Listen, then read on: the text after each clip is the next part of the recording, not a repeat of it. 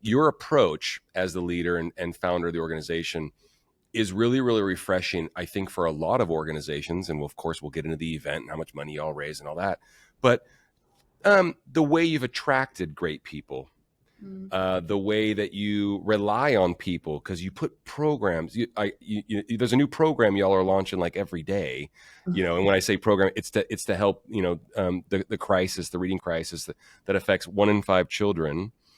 And there's a story behind it, of course, as well. And I would love for you to tell it to the audience. But yeah, you're really, really good at, and this spilled over into the event, it looks like, from a third party perspective, watching it. You're great at collaborating, and you're great at pushing and driving and creating these programs. And, it hasn't come without its, bumps and bruises probably along the way, but y'all are like growing into a pretty big organization. Do you care to just talk about that and just that journey just a little bit? Yeah, I mean, there's the external part that you see. Mm-hmm. And I mean, I really felt conflicted about that piece of it. That um, I think that it's really important for people. Like, I wouldn't feel authentic and honest if I didn't say that, like, it's really hard. And, for all the things that are going really good or external, like, it looks like externally, like everything's coming up roses, but the truth is that there's a lot of mess, all the time. And I just, anyway, I feel compelled to say that only because I think that's the truth in all spaces, but I feel like sometimes people don't feel like they can admit that or say that. And then for people that are kind of going through this process of growing and building and scaling and building capacity, that if the people that are doing that they're looking at and are like, it just seems like everything's going really great and easy, it's not, and I don't think many people talk about that piece. And I think that, anyway, I just felt like I needed to say it because thank you. And it's hard. Yes. And, And it doesn't get easier. It doesn't get easier. no, Yeah. honestly, it really doesn't. And I feel like I try really hard to learn from what went well and what didn't go well. And that's everything from hiring when that stuff doesn't work out to, an event or um, a partnership or any of those things. And or just like communicating with people and like, why does this partnership, it's happening, but it feels hard, like Hmm. it, I really try to like Yeah. analyze those things. And it starts with me being like, I'm the common denominator. So Yeah. like, Yeah. what Yeah. can I do different? And I will say, like, in hiring, that's the thing. I still just I literally don't know what else to do, like on the development side, to like really get, meaningful support. So Mhm. so you're seeing this like really successful fundraiser that was largely on the backs of about 3 or 4 people, Yeah. um, Yeah. which is crazy. Yeah. And they weren't the development team. So, Well, we'll get into like, that. I want to get into that. Yeah. Yeah. yeah, Yeah. Yeah. that's the Absolutely. Yeah. Yeah. truth. Yeah. That's the truth of it. But in terms of like collaborating and, growing and doing those things, part of it is our programs team is awesome. Hmm. And I do think it goes back to, obviously there's capacity, like your experience and expertise to be able to do the work, Hmm. and they have that, but they care about the mission. They're not faking it. Just like I'm not faking it. We are impacted by the work, and so I think that they're so good, one, because they obviously have this incredible expertise, but they're not in it for the paycheck, like they really are in it to, almost to a fault. We're all in it for that reason, that like we will let things sometimes, people haven't paid us yet, but we're still doing the work, like that's the Hmm. stuff that's like the problem. It's the beauty of why we'll all drive ourselves into the ground to do the next program and to do the thing, because like we know that it will impact kids and Yeah. teachers, and that's why we do it. So that's why it's so great. It's those two things. Like when you have capacity, ability, expertise to do something, and like a deep drive, understanding of like your purpose and why, I mean, that's unstoppable. Totally. It Totally. just is. And it doesn't matter if it's nonprofit or for profit. Like if you Right. know why you do something, and I do think it has to be bigger than like just making money. I mean, some people are Oh, really, sure. really driven by that. Yeah. Yeah. But I think most people are looking for a little bit more meaning than that. Yeah. And if you can combine those two things, it's like unstoppable. The only Yeah. thing stopping it is funding, like Yeah. to be able I, to grow it. to push it. There's so much there, and of course, I know you, and you don't need to ever have a disclaimer about throwing, being honest, because that's just you in spades. And I appreciate that. And it's interesting too for me, and our team, growing our company on the for-profit side. It does not get easier. Mhm. But interestingly enough, though, Jen, I don't think I shared this with you before in a conversation. I noticed that the more people that have entered in my life that depend on me, the better my life has gotten. Mhm. And absolutely, it does not get easier. But if you're, if the purpose is there, obviously, and the drive is there, it does get better, Mhm. right? So there's a lot to unpack there, and I'm so like I said, it's always refreshing to listen to you speak, and like I said, the authenticity, the honesty, and all those things that just come to you very, very naturally. Do me a favor if you don't mind, and we we need to go back. Will you introduce to the audience who you are, what you founded, and then we'll get into the event. I want to reverse engineer it as well, please. Yeah. Okay. So my name is Jennifer Knopf, and my background is as a lawyer, but I started REED, REED Charitable Foundation. Um, I spell it out because the namesake of the organization is my son, Reed.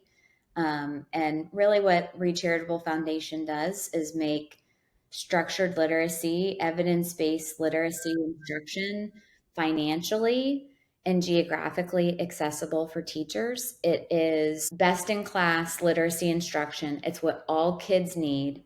It is vital for students that have dyslexia, which is 20% of our population, one in five. But 69% of our nation's kids cannot read at grade level. They're not proficient readers. So, really, the vast majority of students have to have this type of instruction, but it is best practice for all kids.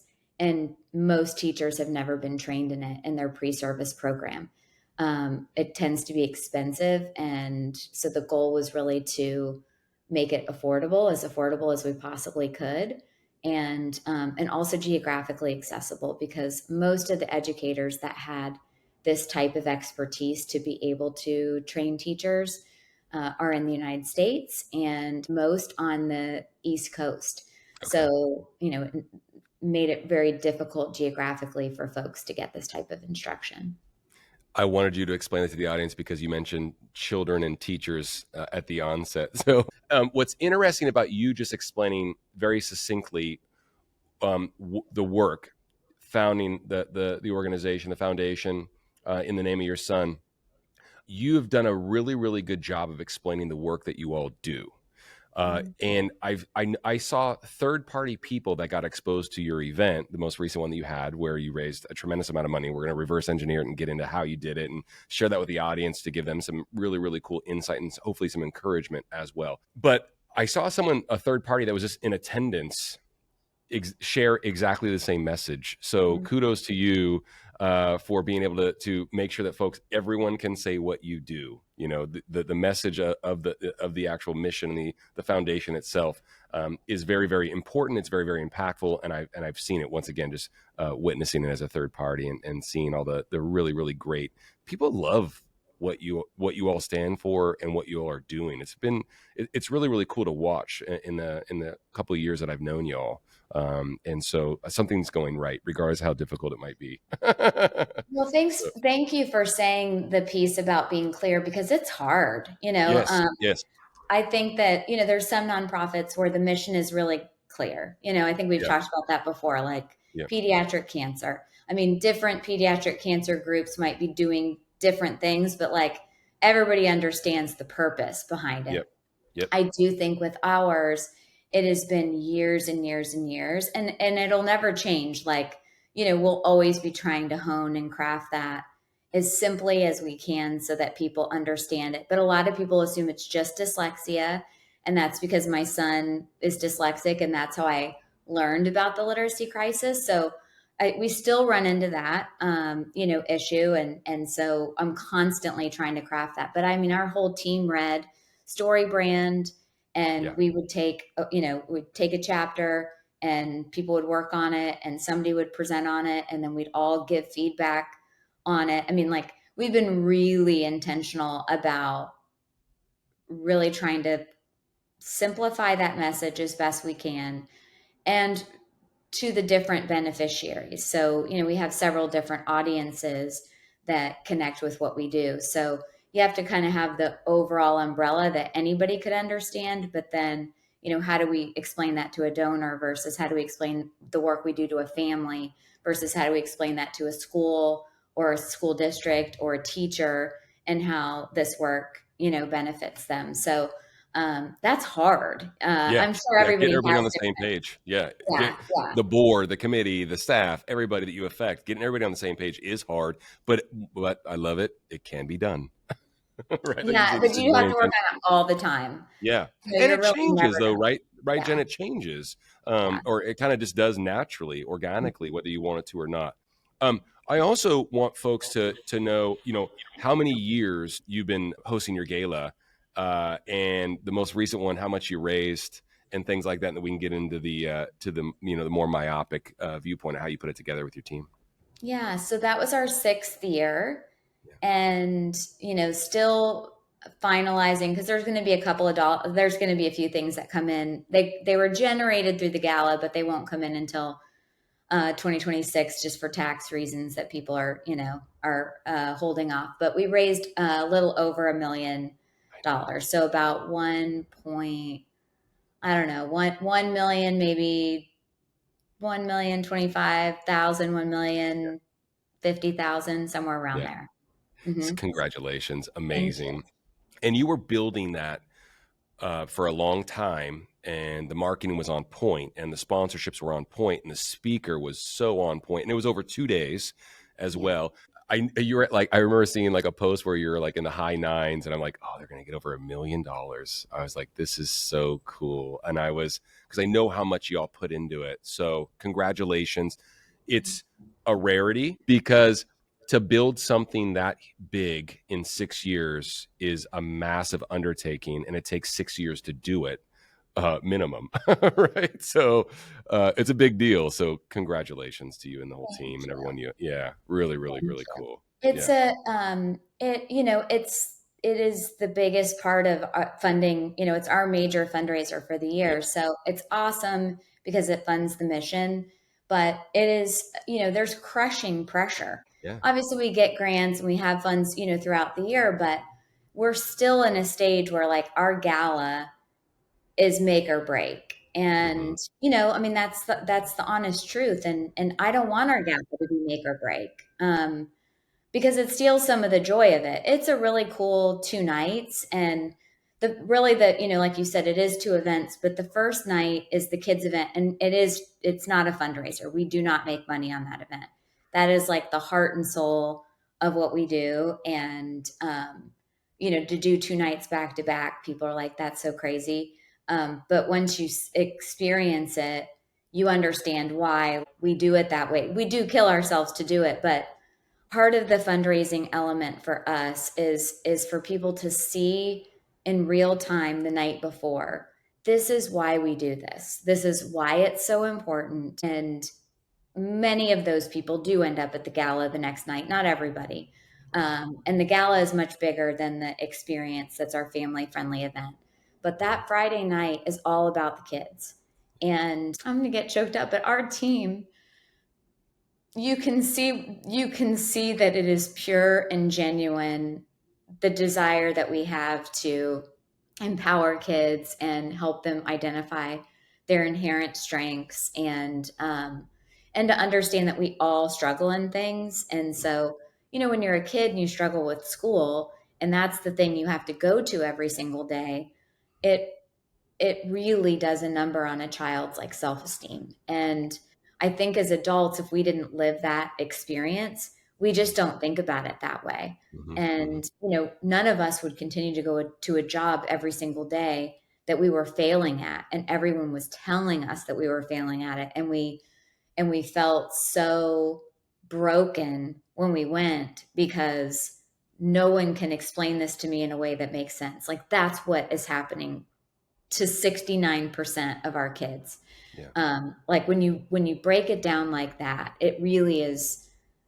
I mean, it chokes me up. I mean, Yeah. it's like, our kids are so brave and so tenacious that they do that every day, and oftentimes never get what they need. Yeah. So, and we know the solution to it, like, so that piece of it is very powerful. Um, and I think that I'm always listening to things, podcasts, I'm watching, I'll see videos. I, I might be watching a documentary about something. It may have nothing to do with the work that we do directly.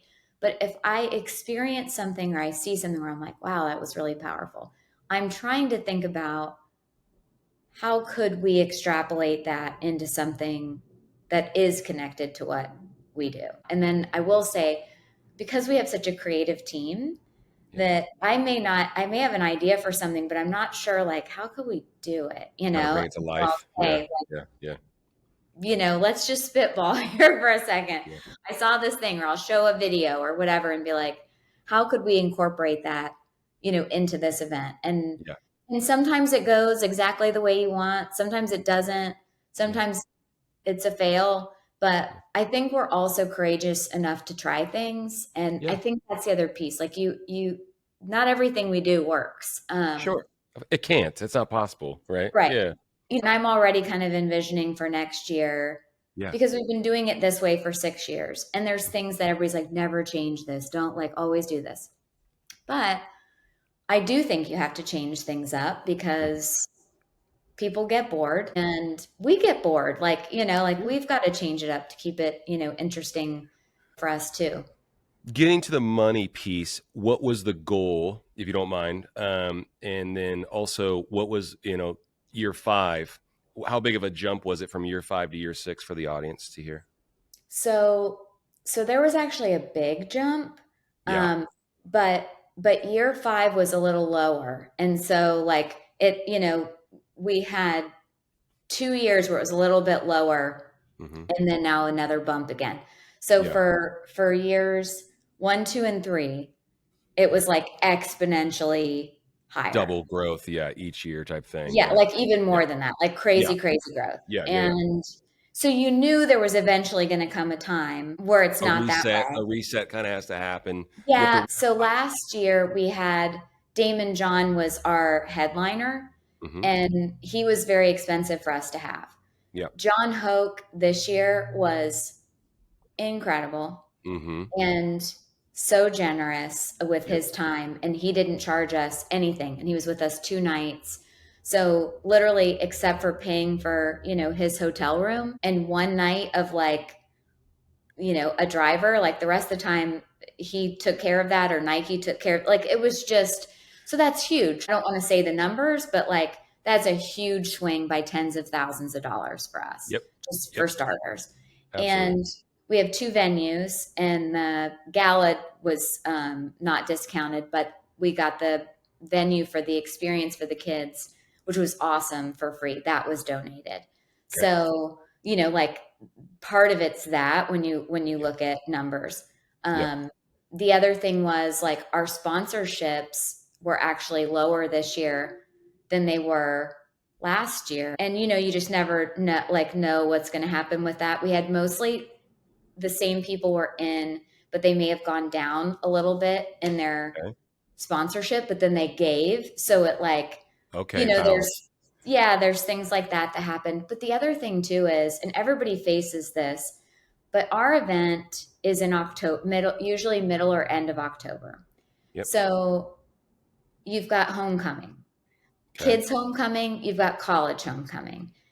So you're competing with stuff like that where people are not going to not be with their kids for their homecoming and take their pictures and make sure they get their hair done and they get to where they're going to, so like you run it, it's also a really popular time, at least in our geographic area. I can't speak for everywhere, Yeah. but lots of weddings and nonprofit events because the weather is nicer in Florida. Yep. So like Yep. October is things are starting to get a little bit more mild.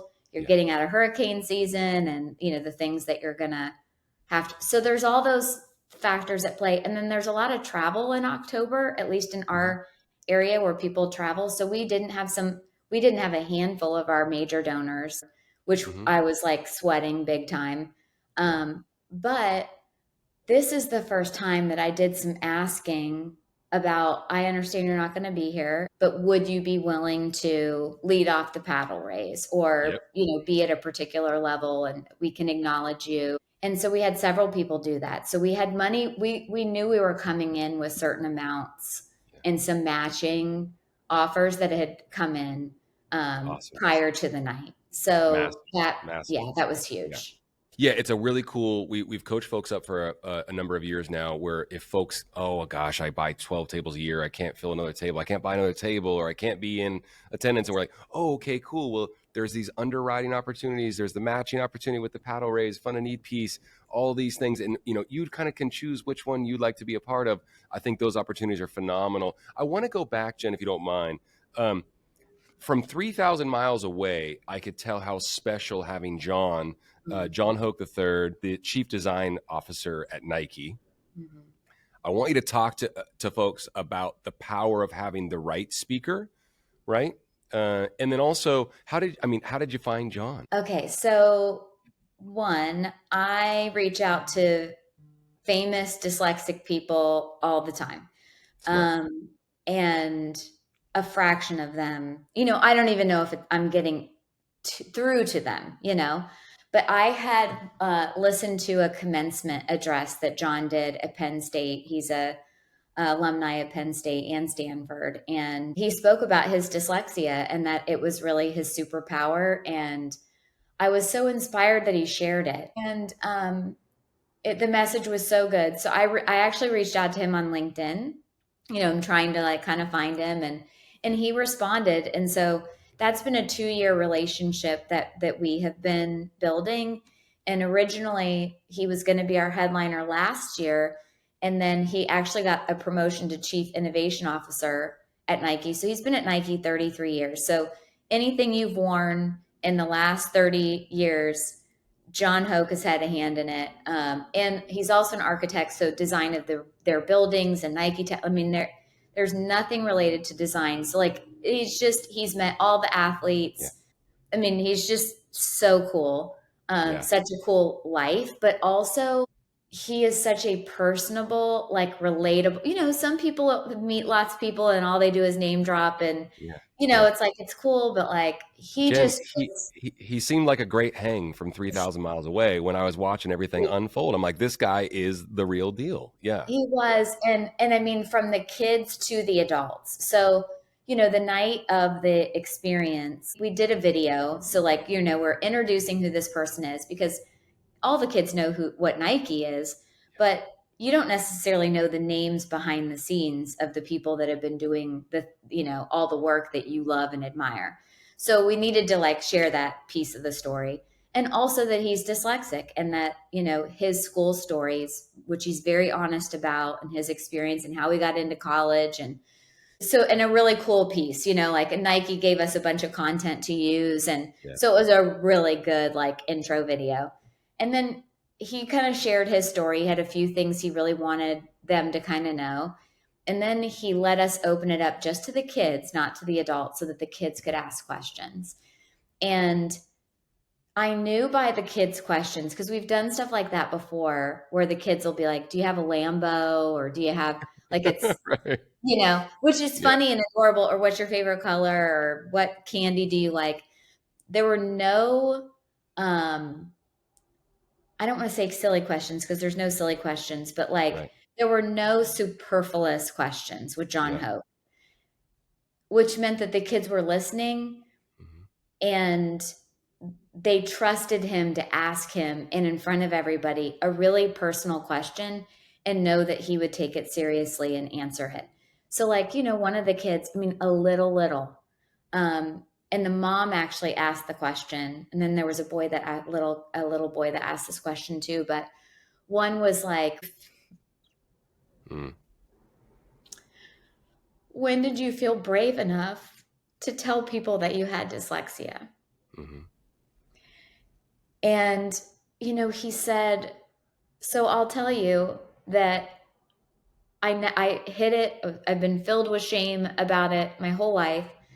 And he's like, "I was in an interview," and he said it in passing, not as part of the interview, but there was an explanation about something, and he said it, and it got published in the New York Times or something, like whatever, whoever, I can't remember what but it was like a national publisher, that it was out in the Hmm. world, and his dad saw it before he did, and his dad called him and was like, "Hey, just a heads up." And he was like, "I'm really proud of you. And, now um, it's your responsibility to like talk about this Mm. and normalize this for people and empower other people." And, He didn't share it until adulthood. yeah.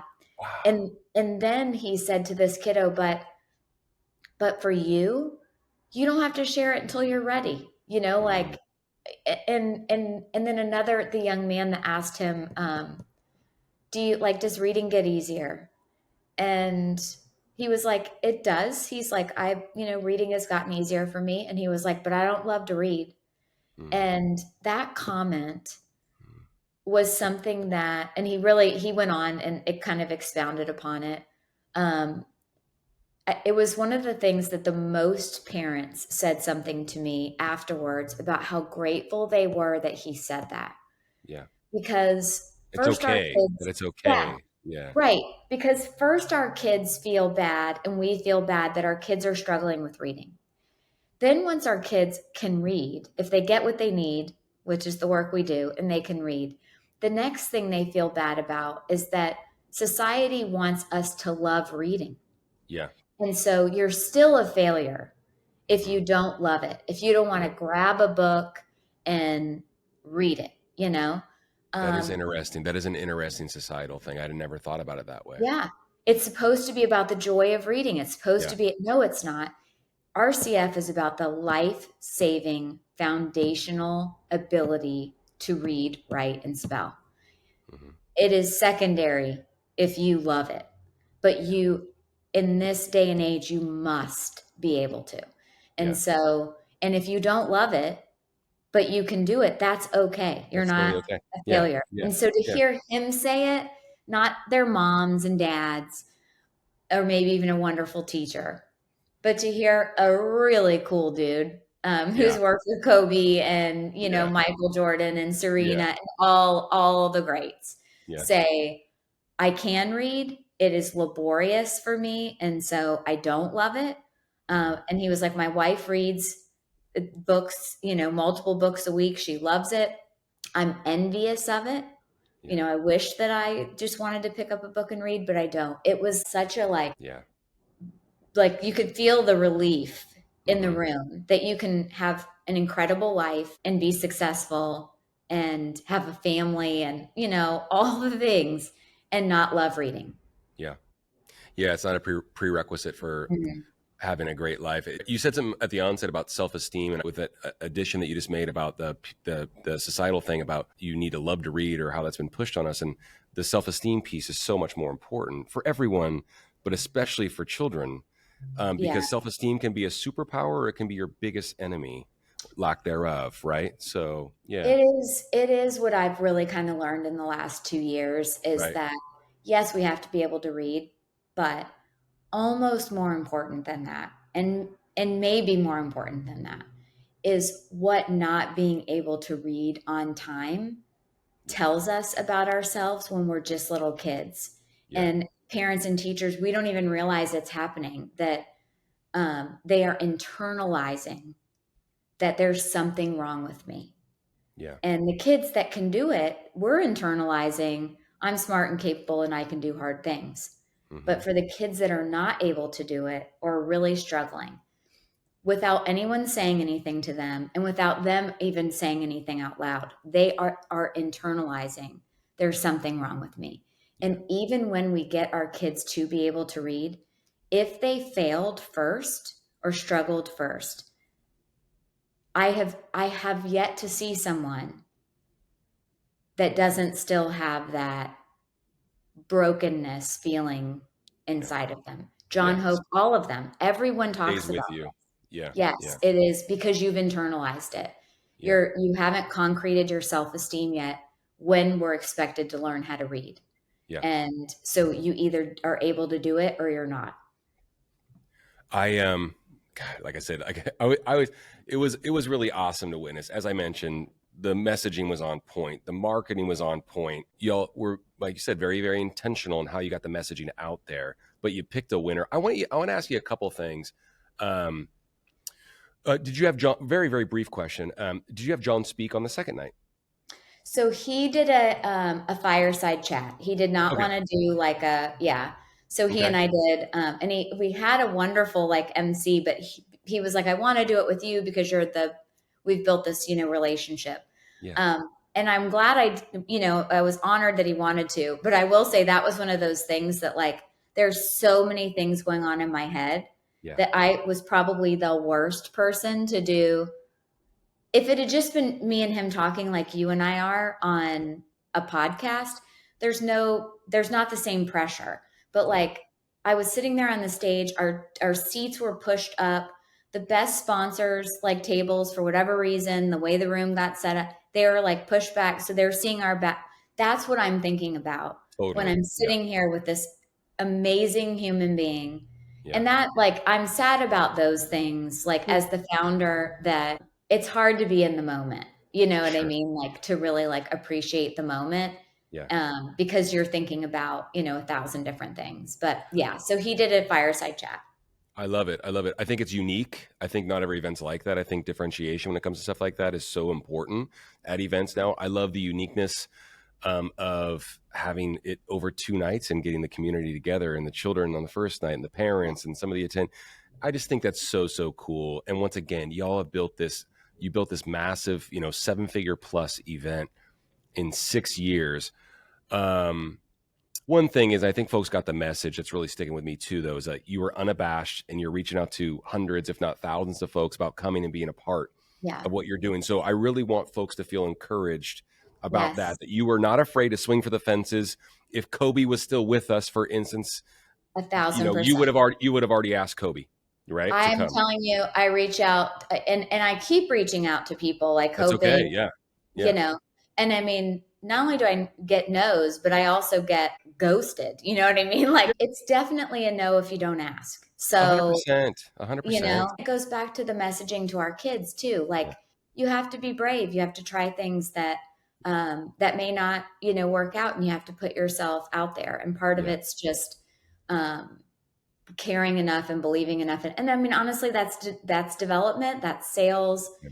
but that's just life. Like you miss 100% of the shots that you don't take. So No, no question. you gotta take them. I'm Yeah. so proud that I'm so proud to hear that you did that and how it turned out. It's just so cool. It's so He's cool. he's special. And the Yeah. thing is, some of the other speakers we had have been great too. But the bigger somebody is like publicly, like a lot of times you don't get to talk to them until the night. So you like don't know. Yeah. And that's scary, especially when Yeah. you're spending money on, bringing somebody. Yeah. Um, and John has always been awesome, but man, those 2 nights, like, and he took the kids through, like they designed, and there was another partner. I want to just shout her out because she was very cool. Messy Craft, she's a former teacher and has an art studio in Maitland and Orlando, and Yeah. she and John together, like the kids all got to design Nike hats, and Cool. then and they were all, I mean, honestly, like so good. And then they did like a wonder walk. We called it a wonder walk, but it was like a fashion show at the end. And I was so worried like the kids wouldn't do that, like that they'd be like, that's cheesy. It was maybe the most fun part of the night. Like they totally did it, and it was so fun. So like, and every year's different. So it's all built around who's the headliner. Yeah. So the experience never gets old because it's always it's always designed around who's the headliner and giving the kids a hands-on opportunity to experience what it would be like to be John Hoke for the day. What's that like? Totally. That Yeah. sounds like I'm a sneakerhead that was born in 1980, so I get it, and that's why I think that was probably also a little bit of the reason why I was enthralled. I want you to, in closing, I want you to do me a favor for the Yeah. folks that are running lean teams. You said this is, people that are always going, how do I recruit more help? And we can talk about that. That's a longer conversation. For the folks that aren't going to find a headliner or are running lean teams, but still can absolutely hit it out of the park. After doing this event and the massive amount of success and where you all have come in such a short amount of time, can you give folks that are, whether they're founders or CEOs, EDs, or on development team or event fundraisers specifically, can you give them something to take away that would be encouraging? Yeah, I mean, I think one is it's still the don't be afraid to ask, even if it's not a headliner, but it's like auction items and, those like, don't be afraid to ask. People want to help you, but you have to ask them. And then I think the other thing is just, I don't think it has to be big. I just think it has to be intentional. You and I've talked about this before. I was a donor before I ever ran a nonprofit. And there were things I liked that I was seeing. And then there were things I was like, I don't necessarily like that, or I don't like that messaging. Now, I'm just one type of person, but I do try very hard to be intentional about, like, I'm working on our end of year stuff. And there's what goes to lapsed donors, and then there's what's going to folks who've already given. I'm not asking them for anything. I'm thanking them. I'm letting them know the impact that they've made. And I'm inviting them into next year because this is where we're headed. And I do that because I'm thinking about what would I want someone to say to me. And for an event, I'm thinking about, mine's personal and that my son, like when I think about the experience, what is my son going to want to go to that he would enjoy, that he's kind of outing himself as being dyslexic. If you're going to this thing, like you're probably dyslexic. So like it's got to be something that's cool enough that you're going to get them there. And then when they get there, that it's going to be meaningful. And so you can do that in anything, but it just requires taking some time, maybe even getting away. Maybe it's asking 5 people that have been donors in the past or whatever it is. What do they like? What do they not like? Run some ideas by them and then execute. At the end of the day, don't do it so big that like you can't execute, because ideas are just ideas. Like you got to be able to execute them. But I just think if it can be intentional to the mission, whatever it is that you're doing, people really appreciate that because they're coming because of they care about the thing. So I do think that that's the one thing we do really well. Sometimes we kill ourselves to do it. Like I'm saying, careful about how big you try to, Right. but it's just about being intentional, I think, especially now because there's so many things that will take your attention away. So it's got to be something that engages the people that care about, your mission. Yeah, you and I have so much in common regarding this messaging and what we believe in. It's a heck of a lot easier to invite someone than it is to ask. I love that you said that. And it doesn't have to be big. It has to be, you have to be intentional. I think it's great. I think it's so good. I'm not going to ask you to share how folks can reach you, because it's going to be in the show notes. And I strongly encourage folks to follow you all and what you all are doing. I see everything you're doing on LinkedIn. Whoever's running that account is doing famously. And it made me want to be there, and it made me want to be a part of it and meet John. And yeah, it's really, really, really awesome to watch. And that's why I wanted to have you on. And I know the audience is grateful, and we are as well, Jen. So can't thank you enough for what you're doing for children and teachers, being a father and being the husband of an educator, and what your team's doing. I know now. I know some of your team members as well now as well, and it's awesome what y'all have built. So I know, full circle, I know it's hard and it doesn't get easier, but it does get better. So I thank you so much for spending time with us. Yeah. Thank you. Well, I want to thank you for the platform, but also I want to plug you all too that we do use your consignment trips for our fundraising, and thank you all for creating opportunities for nonprofits to be able to offer things like that to our donors. And, we have used other companies, but we have had nothing but great feedback from our donors when they go on HGA trips. So thank you very much. Thank I you. think that's important for people to know too, because we have had good experiences and we have not. And so we've always had, I mean, it matters because, again, when you're running lean, I'm all of a sudden a travel agent trying to, Yeah. figure out what's happening in the Galapagos and trying to, I mean, I have had those things happen where I'm like, okay, let me figure that out for you. I'm not sure why the maid service didn't do the thing. I mean, truly. So, I get it. you all are wonderful partners for nonprofits. So thank you for everything you do to help make us successful. Wow, this is a very, very, very small piece to such an amazing event, and yeah, the opportunity to help is all, and the pleasure is all ours. So I appreciate that, and thank you for the kind words. It means the world to us. So thank you, Jen. Yeah, appreciate you.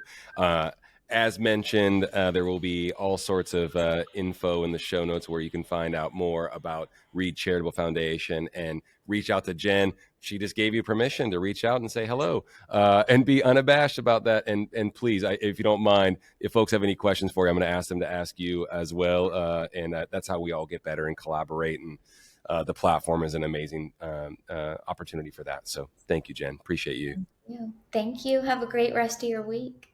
All right. All right. Thank you. Thanks, everybody, for tuning in. And we'll see you all next time.